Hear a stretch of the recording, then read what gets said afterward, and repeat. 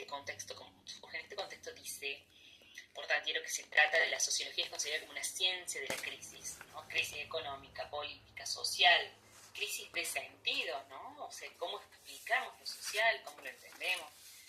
Y se va a proponer entonces en estos primeros momentos cómo explicar científicamente el orden social. Y habitualmente habrán escuchado, quizás recuerdan alguna vez haber visto en el colegio, en el secundario, que se considera generalmente a Auguste Comte, de francés también, que vivió entre 1798 y 1857, se lo conoce como el inventor de la palabra sociología, que en realidad, en rigor, digamos, él, en contra de su voluntad se expandió, digamos, se difundió sociología porque él en principio había bautizado a su disciplina, esta disciplina que él quería desarrollar para fundar científicamente el orden social, para entenderlo, para explicarlo científicamente, él le llamaba física social, ¿no? Física social, ¿no? Para él este nombre simbolizaba mucho mejor su intención, que era la de estudiar los fenómenos sociales desde la perspectiva de las ciencias naturales. Para él, la sociología o la física social tenía que aplicar al estudio de la sociedad métodos científicos, los métodos científicos rigurosos que usaban o que aplicaban la física o la química, ¿no? Para estudiar sus respectivos objetos. Entonces, en este sentido, dice él, la sociología tenía que convertirse en una ciencia positiva, ¿no? Y él es uno de los exponentes del positivismo, que quizá lo hayan sentido también en algún momento.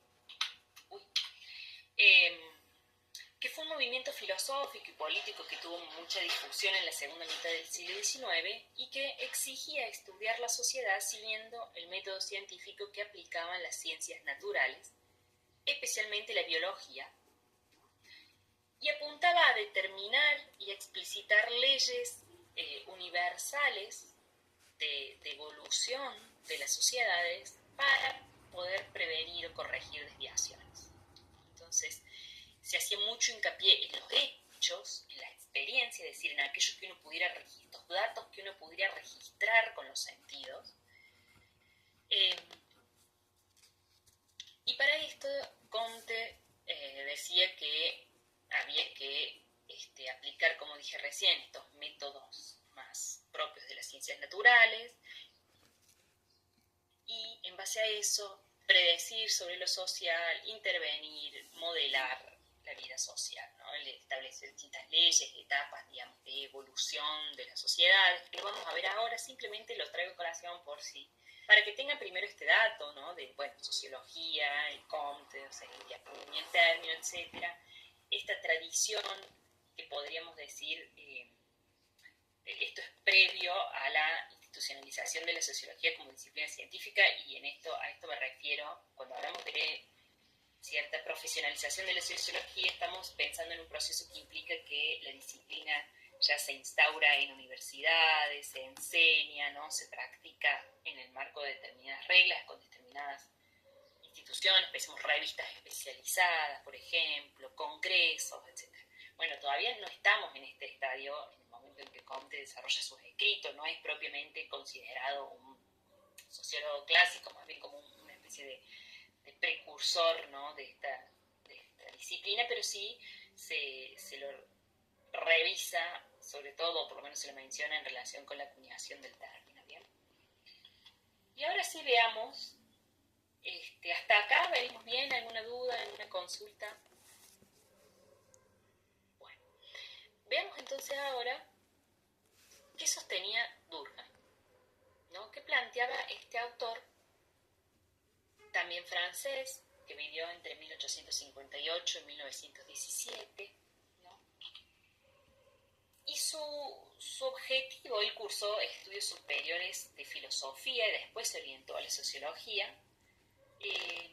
Y de hecho él, por ejemplo, se refiere a Comte como un autor demasiado especulativo, digamos, sus él eran muy vagos, o sea, no dotó, dice Durkheim, realmente la sociología de una base científica, que va a ser lo que él sí se proponga lograr. Entonces él se va a proponer convertir a la sociología en una disciplina científica basada en el trabajo empírico. Hay que tener en cuenta, como dije recién, digamos, que a fines del siglo XIX todavía no había escuelas, facultades ni profesores de sociología, y que además había muchas disciplinas ya existentes que sí contaban con todo esto, que se oponían a la fundación de una disciplina nueva que viniera en algún modo a disputar sus campos de estudio, ¿no? Y acá las oposiciones más fuertes procedían de la psicología y de la filosofía, que se jactaban de cubrir todo el dominio de lo social que reclamaba la sociología para estudiar, ¿no? Entonces, el problema para Durkheim en este contexto era crear un nicho separado para la sociología que reclamara la pertinencia de su emergencia, de su surgimiento, y que la distinguiera de la psicología y de la filosofía, ¿no? De hecho, Durkheim va a fundar una revista que se llama L'Année Sociologique, que estuvo vigente entre 1898 y 1913, es la primera revista de ciencias sociales en Francia. Y como digo, entonces, él va a querer desligar a la sociología y mostrar la especificidad de la sociología respecto de la psicología y de la filosofía. Y en primer lugar, su propuesta es esta. Bueno, la sociología se va a basar en trabajo empírico, no va a ser un estudio meramente especulativo que se va a quedar en el plano de las ideas, de las teorías, como podría ser la filosofía, ¿no? Entonces ahí primera distinción frente a la filosofía, que se basa en elucubraciones eminentemente intelectuales. La sociología va a tener un fundamento empírico, es decir, lo que va a referirse a lo social, pero siempre sobre la base de datos que podamos construir sobre esa realidad, ¿no? Y vamos a ver cómo él apela, por ejemplo, a las estadísticas, pero también a las leyes.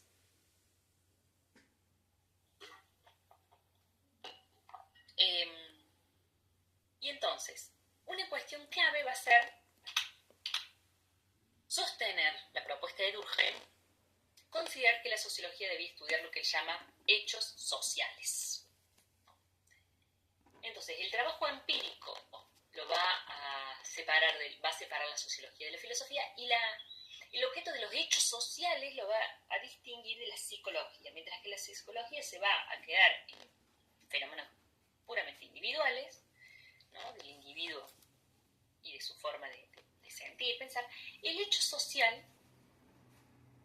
que él va a definir en su libro Las reglas del método sociológico de 1895, que es su obra programática, digamos, fundamental sobre lo que debía ser la sociología y cómo tenía que practicarse. En esta obra, entonces, fundamental programática, va a definir el objeto de la sociología, para él, los hechos sociales. Entonces, dice él, los hechos sociales consisten en toda forma de obrar, de pensar y de sentir exteriores al individuo y que están dotadas de un poder de coerción en virtud del cual se le impone. Es decir, los hechos sociales son externos y coercitivos para el individuo, es decir, que ejercen sobre las conciencias individuales una influencia coercitiva que inducen a los individuos a pensar, a actuar de determinada manera y no de otra. Por ejemplo, reglas jurídicas, reglas morales, sistemas financieros, el sistema escolar, el lenguaje, la morfología urbana, las costumbres, la distribución de la población. Lo que Durkheim llamaba corrientes sociales, como por ejemplo grandes movimientos de entusiasmo o de indignación o de compasión. Todos estos son fenómenos, para Durkheim son hechos sociales, o sea, son fenómenos externos al individuo que se le imponen y que lo conducen a pensar, a actuar, sentir de una manera y no de otra. Entonces nosotros venimos al mundo y estamos insertos en una sociedad que jurídicamente o moralmente juzga que está bien hacer esto y que está mal hacer lo otro, que considera que hay que vestirse para determinadas situaciones de una manera y no de otra, que tiene un sistema financiero que implica que nosotros tengamos que administrar nuestro dinero en relación con eso, una morfología urbana particular que implica ciudades, por ejemplo, extensas que se van, en lugar de densificarse, se van expandiendo, su superficie, de manera que tenemos barrios de clases altas en la periferia y que de pronto hay que llevar servicios hasta esas áreas, entonces todo se vuelve muy caro, entonces el servicio de transporte también es muy difícil que sea efectivo y bueno porque las distancias a cubrir son muchas, entonces ya esa forma en particular de configuración de morfología urbana, de sistema de transporte, implica que nosotros vamos a tener que acomodarnos a eso y vamos a tener que, bueno, eso es un hecho social, se nos impone y también implica distintas formas de organizar nuestra vida para poder reproducirnos, el lenguaje, o sea, la forma como hablamos, las costumbres, todo esto para Durkheim son hechos sociales, formas de obrar, de pensar, de sentir que se nos imponen a los individuos. Piensen en estas corrientes sociales que dice Durkheim, también habla de estas corrientes como grandes movimientos de entusiasmo o de compasión o de indignación, ¿no? Piensen, por ejemplo, esas marchas que a veces se organizan, movilizaciones a partir de algún caso traumático, como, por ejemplo, bueno, pensemos algo más alegre como entonces, ese gran movimiento de entusiasmo en términos de Durkheim cuando se ganó la Copa del Mundo, ¿no? La cantidad de gente que de pronto salió y sin ningún conflicto, miles y miles y miles de personas, sin conflicto, sin control policial de ningún modo y sin embargo actuando de más o menos la misma manera, comportándose igual, ¿no? Asistiendo a ese fenómeno. Dice, bueno, eso para Durkheim se interpreta, eso lo podemos interpretar en términos de un hecho social, una especie de corriente social, diría él, ¿no? Que se impone al individuo y de pronto nos encontramos todos festejando, celebrando, recorriendo, caminando con gente desconocida, pero actuando todos de una forma similar, sintiendo más o menos lo mismo, obrando de la misma modo, ¿no? Entonces, esto para Durkheim son hechos sociales, ¿no? Esto para Durkheim es lo que la sociología tiene que estudiar, ¿no? Y la distingue claramente de la filosofía, ¿no? Pensemos, por ejemplo, ¿no? Hasta qué punto los hechos sociales justamente se imponen al individuo, ¿no? En Argentina, por ejemplo, no es muy común, como en otros países, ¿no? No es algo común la existencia de playas nudistas, ¿no? Y de pronto, supongamos que alguien va a un país donde sí lo es muy difícil al principio, ¿no? Acostumbrarse a eso o animarse a hacer eso, cuando a pesar de que sabemos que en ese contexto es algo sumamente moralmente aceptable, es algo que se hace comúnmente. Entonces, ¿por qué nos cuesta?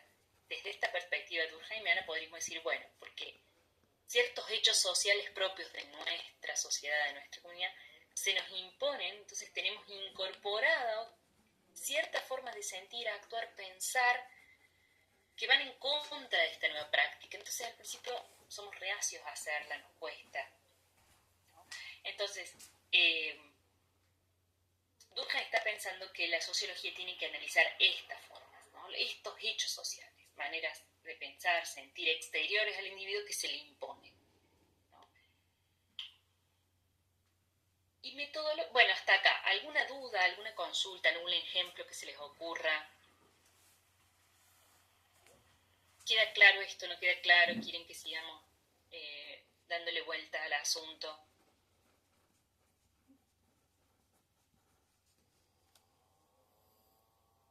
¿Queda claro o no queda claro? ¿Sí? Bien. Entonces, como decía recién, esto permite a Durkheim distinguir la sociología de la psicología. Mientras para Durkheim los hechos psicológicos eran internos y heredados, para Durkheim, ¿no? Dice, los hechos psicológicos son internos y heredados, los hechos sociales son externos y coercitivos.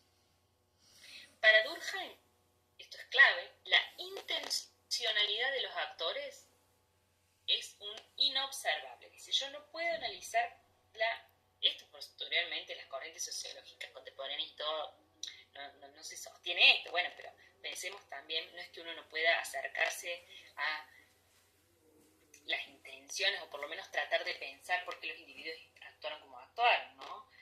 ¿Qué razones tienen para eso? O sea, actualmente no se sostiene esta tesis, pero pensemos que Durkheim está planteando todo esto en un contexto en el que la sociología no tiene ninguna cabida. Entonces, para justamente hacerle un lugar en el campo científico, desligarla de la filosofía y de la psicología, él adopta estas posiciones fuertes, digamos, ¿no? Y también considera que la intencionalidad de los actores es inobservable. O sea, no puede observarse de su ciencia.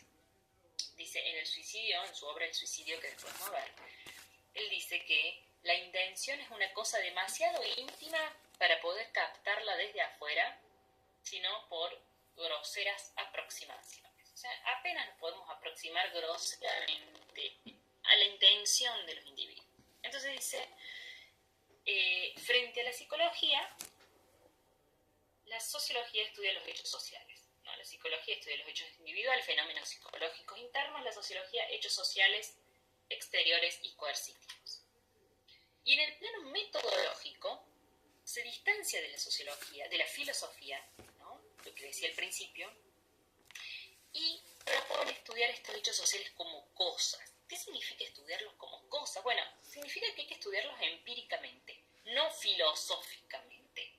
O sea, tienen que estudiarse como cosas en el sentido de que requieren datos que son exteriores a la mente, ¿no? Dijimos, la filosofía se basa fundamentalmente en elucubraciones intelectuales. Bueno, dice, los hechos sociales hay que pensarlos como cosas, como algo que está fuera de la mente y que para su estudio requiere datos exteriores de la mente, que estén por fuera, digamos, de las ideas. Por ejemplo, datos estadísticos. Y otra cuestión clave es también una cuestión central también propia que él desarrolla acá en las reglas del método sociológico, es su noción de prenociones, ¿no? La idea de prenoción son categorías, dice que propias del sentido común, que cuando uno construye un objeto sociológico tiene que superar, ¿no? Entonces ya vamos a ver, no hay que quedarse, dice Durkheim, por ejemplo, con las definiciones del sentido común propias de el suicidio, definiciones de suicidio propias del sentido común, perdón, sino esto sería para él una prenoción, la forma como un individuo común puede definir el suicidio. Para él hay que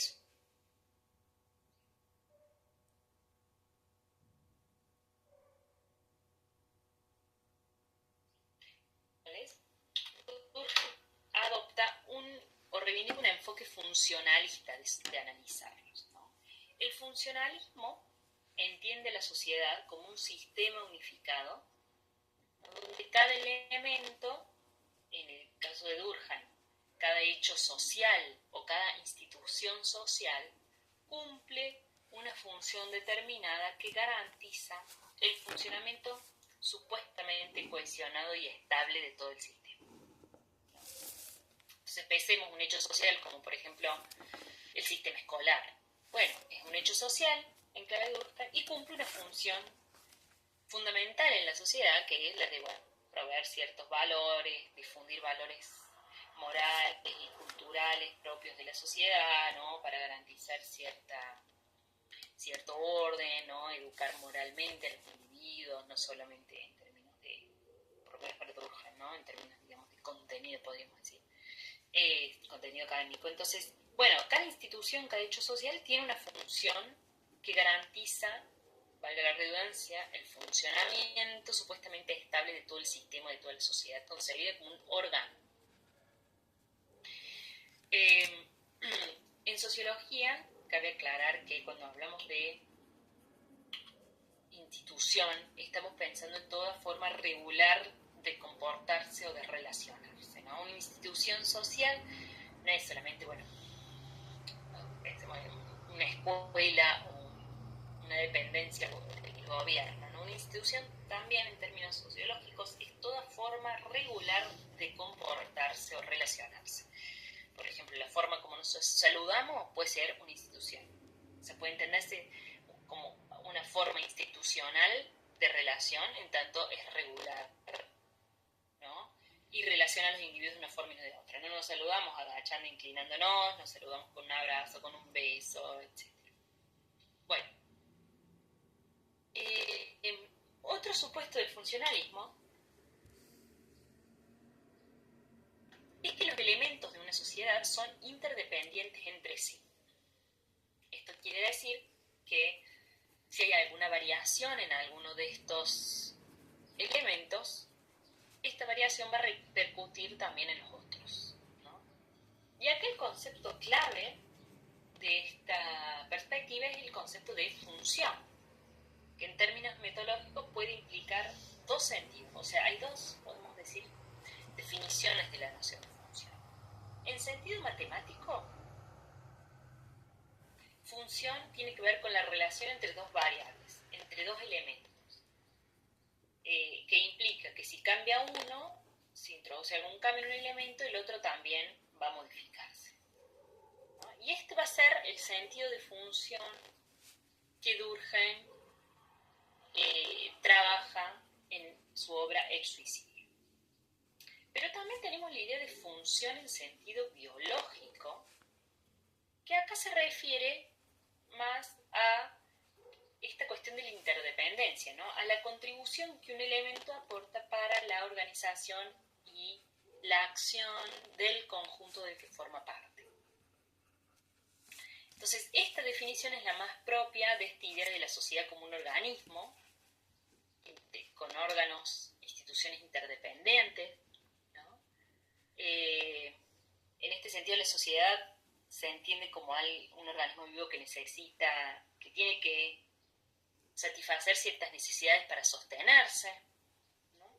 Y este va a ser el concepto de función en sentido biológico que Durkheim va a desplegar o que va a destacarse en su obra La división del trabajo social.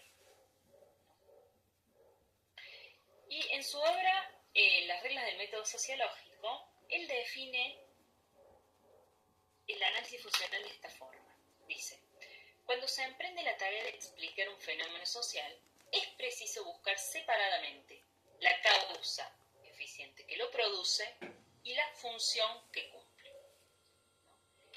Y a continuación, en torno al concepto de función, dice: empleamos la palabra función con preferencia a la de fin u objetivo o objeto, justamente porque los hechos sociales en general no existen por los resultados útiles que producen. Lo que hay que determinar es si existe correspondencia entre el hecho considerado y las necesidades generales del organismo. ¿Y en qué consiste esta correspondencia? Sin preocuparnos de si ha sido intencional o no. Es decir, no me importa el fin de un hecho social. Me importa efectivamente qué función cumple para garantizar las necesidades del organismo, para cubrir alguna necesidad del organismo o no, del organismo social. ¿Sí? No me interesa pensar si determinado, por ejemplo, política se diseñó con el fin de garantizar esto otro. No me interesa este fin o objeto, sino más bien, bueno, a ver, efectivamente, ¿qué resultado o qué función cumple esa política en términos de garantizar ciertas necesidades del organismo social? No importa qué función le atribuyeron, qué fin le imprimieron esa política. Efectivamente, ¿qué función cumple?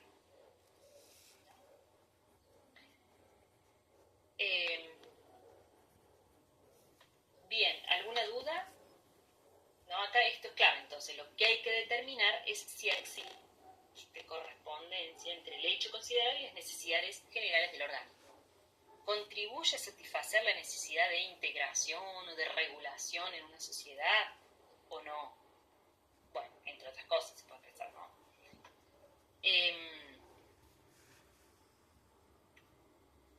Bien, ¿alguna duda?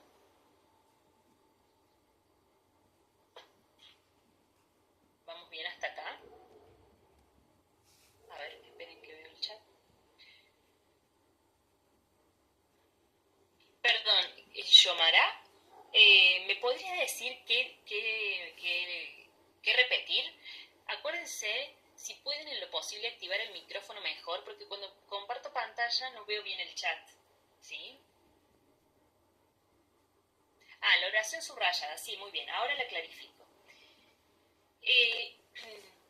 Dice Durkheim, lo que hay que determinar es si existe correspondencia entre determinado hecho social y las necesidades generales del organismo. Y esto nos conduce, cuando habla de estas necesidades del organismo, nos conduce a esta preocupación por el orden social, que era en realidad una cuestión que era propia del clima de la época, como vimos al principio, ¿no? Producto de todas estas transformaciones económicas, sociales, políticas que se estaban desencadenando, ¿no? Entonces, en ese contexto estaba toda estos pensadores, podríamos decir, sobre lo social, estaban alarmados por la ruptura de las solidaridades sociales, por la anarquía económica, por el debilitamiento de ciertas normas morales e instituciones, ¿no?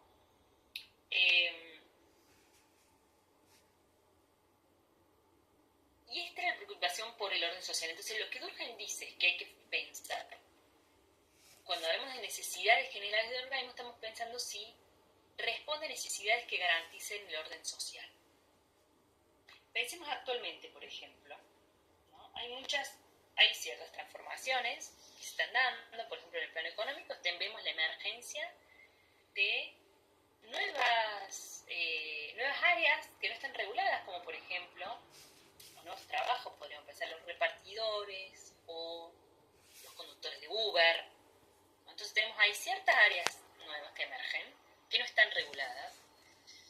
Y lo que Durkheim pretendería pensar, o sea, podríamos pensar desde Durkheim es, bueno, a ver, la política del Uber, la política esta que se quiere implementar desde el gobierno de la ciudad para reglamentar esto. Más allá del diseño, del fin que se proponga, funcionalmente, permite garantizar cierto orden, o sea, satisfacer la necesidad que hay en torno a ese problema, la necesidad de regular eso. Bueno, habría que hacer el estudio, pero este sería el tipo de preocupaciones que Durkheim nos invita a pensar, ¿no?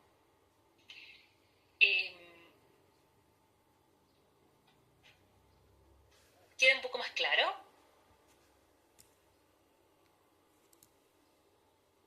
Sí, profe.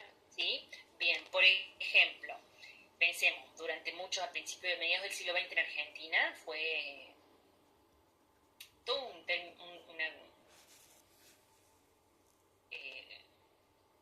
conflicto se desataba entre la Iglesia y el Estado Nacional en torno a la educación religiosa en las escuelas. Entonces, durante la primera presidencia de Perón, el peronismo clásico, ¿no? En alianza con la Iglesia, que fue uno de los sectores que permitió el ascenso del peronismo durante su primer mandato del gobierno, desde el gobierno entonces se autoriza la educación religiosa en las escuelas. En la segunda presidencia, cuando ya se rompe esta alianza entre la Iglesia y el peronismo, desde el gobierno se determina la prohibición de dar enseñanza religiosa en las escuelas, estamos hablando de escuelas públicas, ¿no? Además de que se apruebe el divorcio, etc. Desde ¿qué podríamos pensar desde Durkheim? Bueno, a ver, estas medidas, más allá de que en la ley se proponga este vivo, este objeto, contribuyó a la necesidad de, por ejemplo, regular, por ejemplo, sacar la educación religiosa de las escuelas. Garantizaba ciertas necesidades funcionales, permitía que se garantizara cierto orden social o generaba conflicto o no satisfacía ninguna necesidad. El divorcio también. ¿Cumple la necesidad de garantizar cierto orden social o más bien todo lo contrario?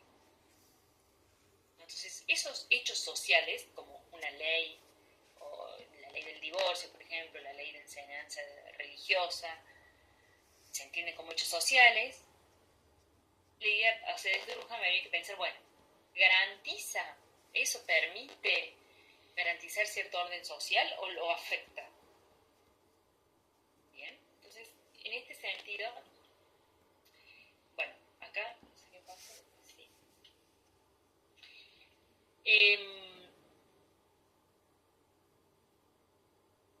Como decía, esta cuestión del problema del orden social, voy a avanzar un poquito sobre esto porque es importante para pensar lo que vamos a ver acá sobre la división del trabajo social.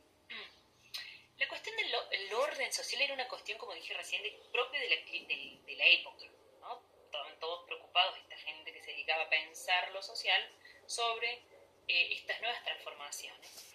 Y se consideraba peligroso al individualismo.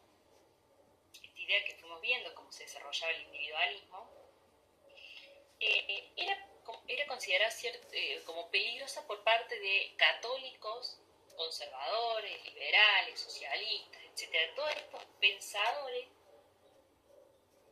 muchos ocupaban funciones públicas, pensemos, consideran que este individualismo era un peligro para la sociedad, ¿no? De pronto que los hijos se rebelaran contra los padres, los feligreses se rebelaran contra las autoridades religiosas, esta idea de que se pierde el mandato tradicional. Bueno, el individuo, dice, era considerado peligroso. Ahora, Durkheim, una persona muy inteligente, muy formada, además, digamos, era muy estudioso, decía, para él el individualismo era algo inevitable de la sociedad moderna. Era un rasgo característico inevitable de la sociedad moderna, producto del progreso de la división del trabajo, ¿no? Pensemos de qué hablamos con la división del trabajo. Bueno, progresivamente el trabajo social se va fragmentando y cada vez dependemos más unos de los otros. Ya no se trata de familias campesinas que de pronto producían sus medios de subsistencia, cultivaban sus alimentos, tejían su ropa, obviamente que hay intercambios por supuesto, pero podían más o menos subsistir de manera relativamente independiente, relativamente.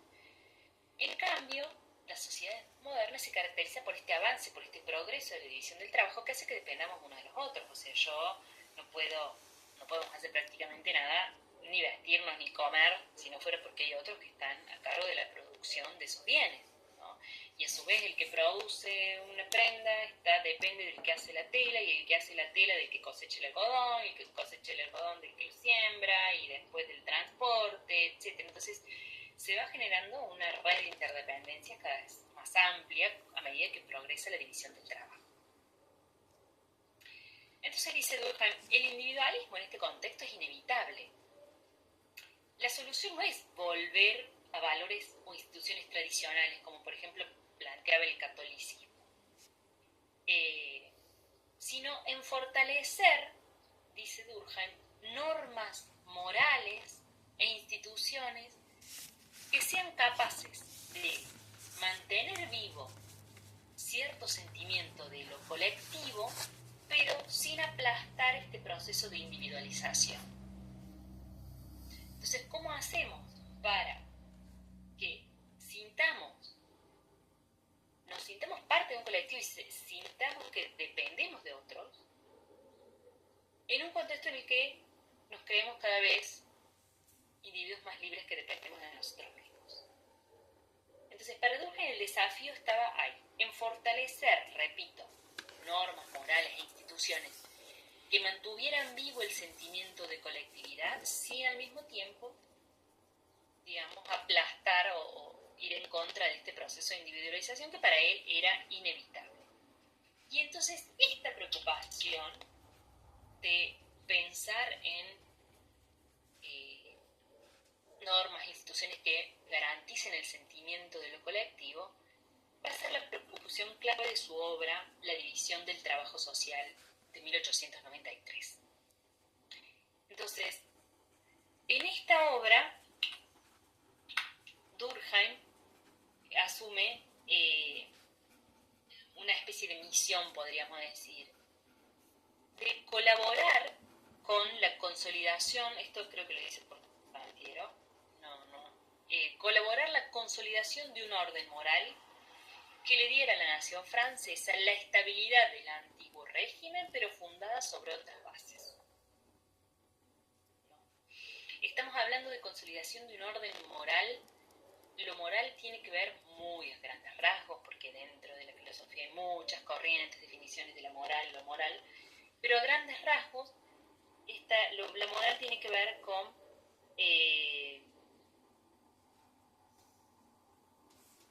lo que está bien y lo que está mal, ¿no? Básicamente. Entonces, ¿cómo fundamos un orden en el que los individuos sepan qué es lo que está bien y lo que está mal, lo que hay que hacer, lo que no hay que hacer, lo que se puede desear, lo que no se puede desear? ¿Cómo consolidamos un orden moral que nos permita garantizar cierto orden social en un contexto totalmente nuevo? Y en esta obra, La división del trabajo social, señala, que la división del trabajo es para Durkheim un hecho social. La división del trabajo social, ¿no? Es un hecho social que indica el grado en que las tareas o las responsabilidades se han especializado. Tenemos que ver, piensen ustedes mismas en el marco de su profesión también, ¿no? Cómo se han ido especializando las diferentes tareas. Cada vez hay especialistas, en el campo de la medicina, de la atención, especialistas en distintas áreas, que trabajan con determinados medicamentos, con determinados instrumentos.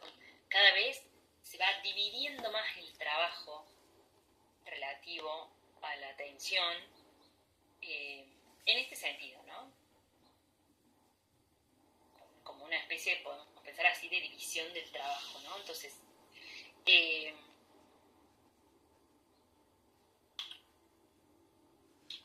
bueno, en el prefacio a la primera edición de la división del trabajo social, dice Durkheim: en cuanto a la cuestión que ha originado este trabajo, o sea, lo que motiva este trabajo, es la relación entre la personalidad individual y la solidaridad social. Y se pregunta Durkheim, ¿cómo es que, volviéndose más autónomo, el individuo depende más estrechamente de la sociedad? ¿Cómo puede ser a la vez más personal y más solidario en este contexto? Este es el problema que nos hemos planteado. Pensemos también si no es un problema que nos afecta actualmente. Esta idea de los emprendedores, del individuo libre de toda dependencia, de que cada uno se haga cargo de lo suyo, de que nadie tiene que hacerse cargo de nada colectivamente, de que vos sos un discapacitado, arreglátela solo, el problema es tuyo. Como toda esta idea, ¿no? De que, no sé si pensamos acá junto con Durkheim, ¿cómo podemos pensar, o sea, esta tendencia a pensar que el individuo no depende de nadie, ¿no? Entonces, Durkheim decía todo lo contrario. En estas sociedades modernas, donde avanza la división del trabajo, cada vez dependemos más unos de otros. Entonces, ¿cómo hacemos para que el individuo sienta eso? Sienta que efectivamente estamos dependiendo unos de otros, ¿no? ¿Y cómo podemos hacer que esto garantice vínculos sociales que permitan que la sociedad se mantenga más o menos ordenada, en el sentido de que no haya conflictos de todos contra todos? Dice Durkheim, en las sociedades modernas el individuo depende cada vez más de los otros. Entonces, ¿cómo a pesar de esto podemos sentir que somos totalmente autónomos y libres? Entonces, el problema clave acá de Durkheim es la cuestión de los vínculos que enlazan al individuo con la sociedad, ¿no?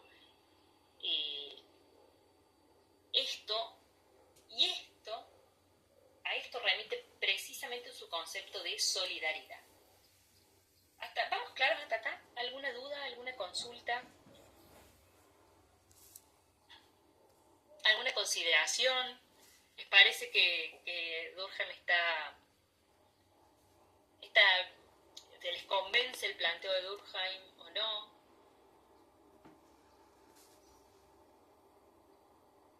¿Les parece que lo que sostiene él puede efectivamente pensarse actualmente? Sí, profe, me hace pensar mucho, por ejemplo, en la división del trabajo más bien de una forma industrializada, Sí, perfecto, no tanto cooperativizada, por ejemplo, como en las cooperativas en el cual uno ahí sí reconoce que depende del otro, claro. y todos hacen una misma tarea y se van Ujú. rotando, por ejemplo. En cambio, Muy en la bien. industria es como, bueno, yo hago esto, el otro hace esto, y si alguna de esas partes no funciona, no funciona el resto, digamos. Ujú. Pensé en eso. Bien, muy bien. Eh, eh, y eso también, esto que señala Lara, nos va a servir para pensar estas dos nociones que él desarrolla, que son las de solidaridad mecánica y solidaridad orgánica. Ojo, cuando hablamos de solidaridad, estamos pensando en los vínculos que enlazan al individuo con la sociedad. No estamos pensando en la solidaridad eh, en el sentido común que se le atribuye a solidaridad, ¿no? No es solidario, es el generoso o el altruista, no. Acá, solidaridad en Durkheim remite a vínculos sociales, fundamentalmente los vínculos que relacionan a los individuos entre sí. ¿No?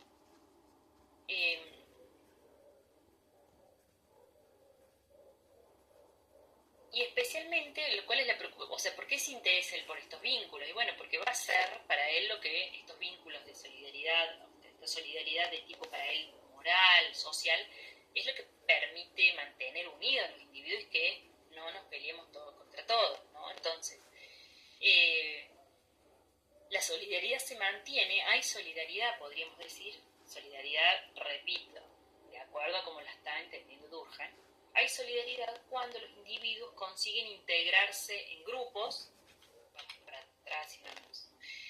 Hay solidaridad entonces cuando los individuos consiguen integrarse en grupos y se rigen por un conjunto de valores y de costumbres compartidas. Repito que hay solidaridad entonces cuando los individuos se integran en grupos y se rigen por un conjunto de valores y de costumbres compartidos. Y este análisis de la división del trabajo le permite mostrar a Durkheim que, en tanto hecho social, esta división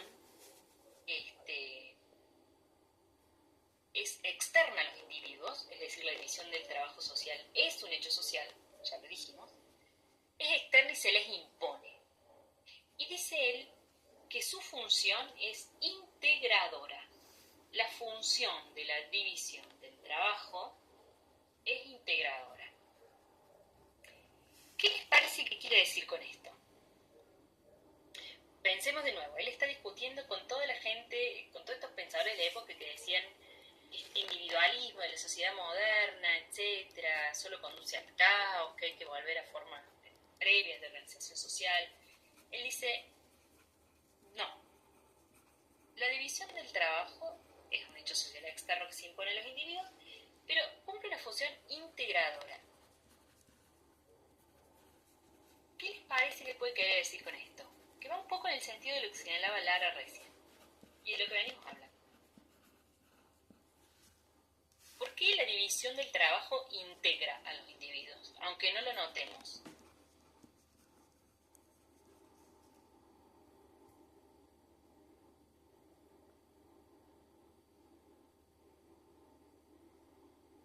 ¿Se les ocurre algo?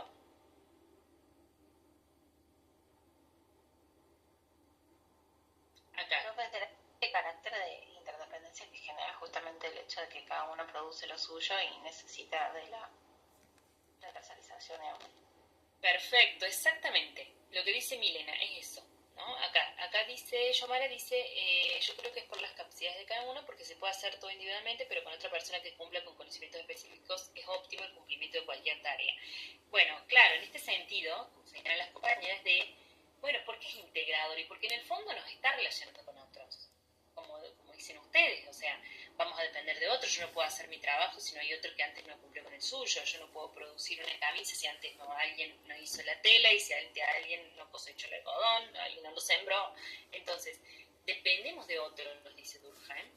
Entonces por eso la división del trabajo cumple una función integradora y crea específicamente un tipo de vínculo social o un tipo de solidaridad que él va a llamar solidaridad orgánica y la distingue de la solidaridad mecánica.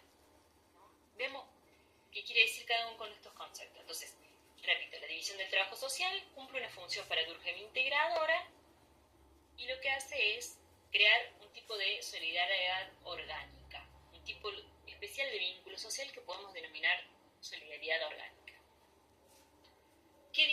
Durkheim distingue la solidaridad orgánica de la solidaridad mecánica. La solidaridad mecánica, ¿no?, caracteriza, para Durkheim la usa para caracterizar a las sociedades, a las culturas tradicionales donde hay una escasa división del trabajo.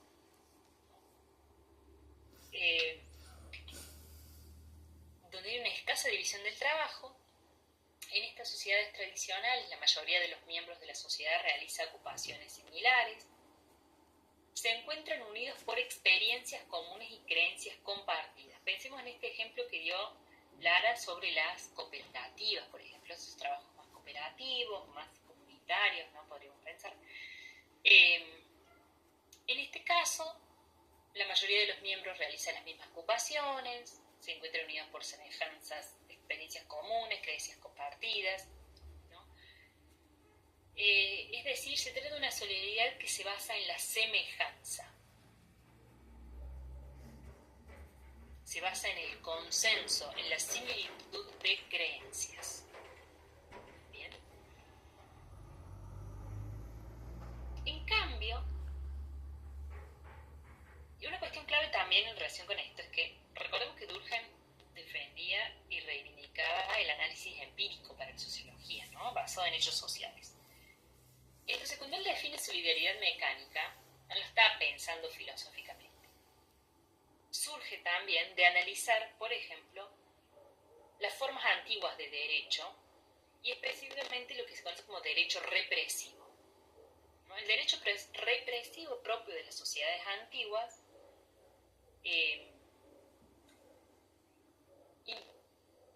suponía un castigo inmediato a cualquiera que cuestionara o que atentara contra las formas convencionales de vida, ¿no? El derecho represivo. Esta es la dimensión empírica, o sea, cuando él analizando todos estos códigos legales de antiguos, entonces se da con que, bueno, acá esto se está castigando inmediatamente a cualquiera que cuestione esta forma de vida, etcétera, un castigo ejemplar. Y dice, bueno, esto implica, o esto se puede explicar a partir de una forma de vínculos sociales especial, que esto se llama solidaridad mecánica, que remite a todo esto que ya desarrollamos.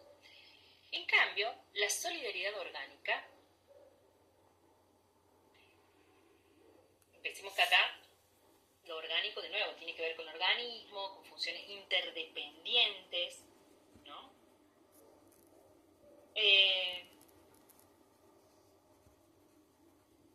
Entonces, la solidaridad orgánica caracteriza, en cambio, a sociedades donde se generaliza la división del trabajo, producto del avance de la industrialización y de la urbanización. Entonces, a medida que se expande la división del trabajo, la gente depende más de las demás, porque cada persona necesita productos y servicios que proporcionan los que tienen otras ocupaciones, ¿no? Esto que ya señalamos y que señalaron también ustedes. Entonces, a estas sociedades las mantiene unidas la interdependencia económica de las personas y el reconocimiento de la importancia de estos aportes. Entonces, en estas sociedades, estas relaciones de reciprocidad económica y de dependencia mutua sustituyen las creencias compartidas como fundamento del consenso social.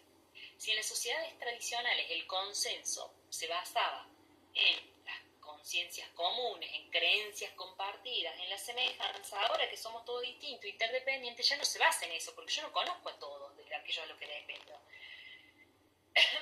No puedo evaluar mi semejanza. Aparte no pensamos lo mismo, no creemos lo mismo.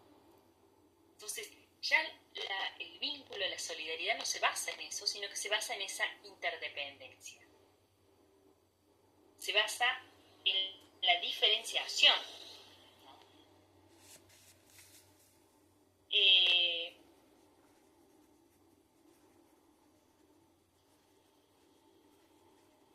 La solidaridad orgánica, entonces, entonces es básica para la estabilidad de una sociedad moderna, dice Durkheim. Pero, a pesar de esto, dice, no hay que desestimar tampoco la solidaridad mecánica antigua, ¿no?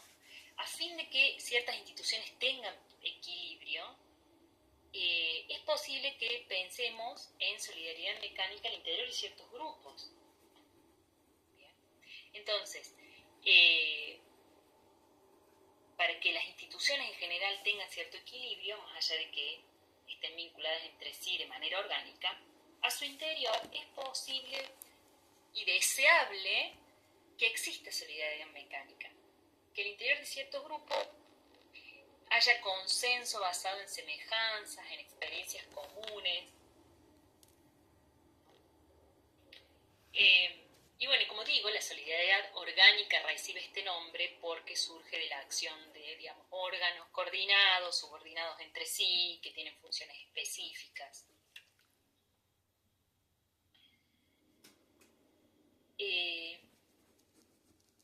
Bien, ¿hay alguna duda, alguna cuestión sobre esto?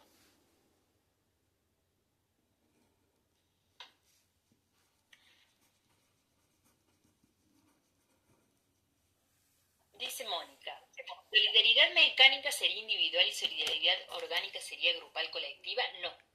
Primero que cuando hablamos de solidaridad, estamos pensando en vínculos sociales. O sea, ya implica pensar en otros, en grupos. No hablamos de vínculos con nosotros mismos. Solidaridad mecánica remite más bien al tipo de vínculo social que se establece en sociedades donde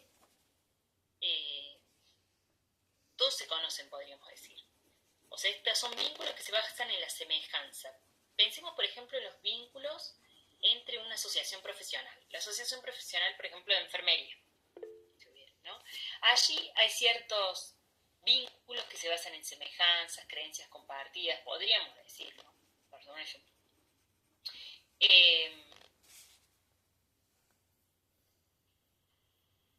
Que permite que pensemos más o menos lo mismo, sintamos más o menos lo mismo, nos enfrentemos al mismo tipo de actividades, entonces eso garantiza cierto vínculo. En cambio, la solidaridad orgánica se refiere a vínculos con gente que yo no conozco, que no comparto necesariamente experiencias, sentires, deseos, ¿no? Como dije recién, ustedes con sus profesiones van a depender también de insumos, de medicamentos, de cosas que producen otros a los cuales no conocen, pero que sin embargo están vinculados. Entonces, ahí ya el vínculo no pasa por la semejanza, sino por la diferenciación, por la interdependencia. Diana dice, Mónica, ¿esto quedó más claro?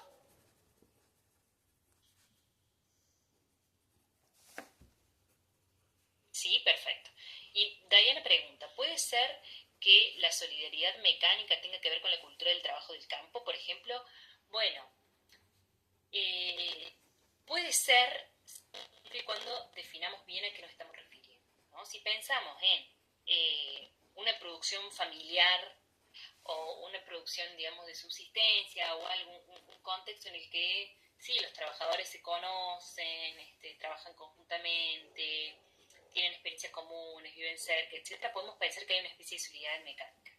Pero si trabajamos en el campo, en el marco de nuestras producciones industriales y dependemos del agroquímico que produce tal o cual empresa y de la maquinaria que produce el otro y del trabajador que viene con su máquina y uno terceriza la siembra, la cosecha, ese es otro tipo de trabajo, digamos, otro tipo de organización del trabajo que implica un grado más avanzado de división del trabajo y que en ese caso está basado, los vínculos que se establecen entre todos esos individuos que participan allí son orgánicos y no mecánicos. No sé si Diana ayuda a responder tu pregunta, tu duda a esto. ¿Queda más claro? Sí, perfecto. Bien. Y esta cuestión de la solidaridad, ¿por qué es importante para Durkheim? Porque tiene que ver con este interés del autor por identificar qué es lo que mantiene unida a la sociedad, ¿no? Entonces él va a decir que el nacimiento de la división del trabajo permite que las personas y que sus instituciones cooperen en vez de entrar en conflicto. Entonces, Durkheim, por lo tanto, rechaza esta idea común de la época que sostenía que el industrialismo moderno destruía la sociedad, iba a llevar al caos, amenazaba el tejido social. Todo lo contrario, para Durkheim la división del trabajo genera formas orgánicas de solidaridad, genera vínculos de interdependencia mutua más fuertes que ofrecen un potencial para mejorar el equilibrio de las diferencias individuales y de los proyectos colectivos. Y en relación con esto, otro concepto de Durkheim, que se vincula con esta problemática de la integración social, es el concepto de anomia, ¿no? Este concepto justamente va a remitir al debilitamiento de la moralidad común, a la ausencia de normas morales comunes que señalen lo que es justo y lo que es injusto, lo que está bien y lo que está mal, lo que es deseable y lo que no es deseable, ¿no? Y dice, los individuos se enfrentan a la anomia cuando